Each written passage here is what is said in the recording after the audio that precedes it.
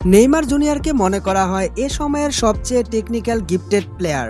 Barcelona ছাড়ার পর PSG থেকে আল হিলাল, এখন তিনি নিজ দেশের দল সান্তোসে ঘাঁটি গেড়েছেন।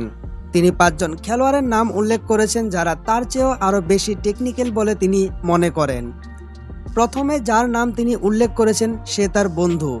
বার্সেলোনা ও পিএসজিতে একসাথে খেলেছেন, তিনি আর কেউ নন, আর্জেন্টাইন লিওনেল মেসি। নেইমার বলেছেন সে হলো নাম্বার 1, সেরাদের সেরা। সকল ক্লাব এবং খেলোয়াড় তাকে ভালোবাসে, সবাই তার সাথে খেলতে স্বাচ্ছন্দ্য বোধ করে।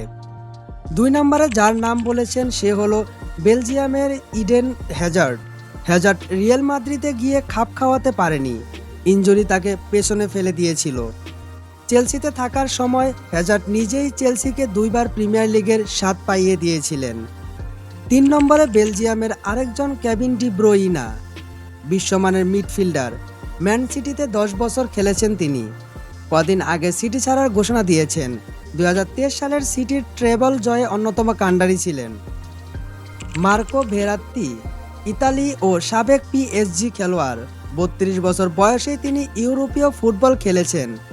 ইতালির 2021 ইউরো জয়ে তার ভূমিকা অনন্য।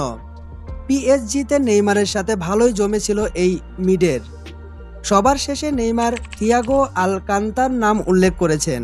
সাবেক বার্সেলোনা, বায়ার্ন মিউনিখ ও লিভারপুলের এই মিডফিল্ডার লিভারপুল ছাড়া সব দলেই অসাধারণ খেলেছেন, কিন্তু লিভারপুলে এসে তাল মেলাতে না পেরে বারবার ইনজুরিতে পড়েছেন এই স্প্যানিয়ার্ড।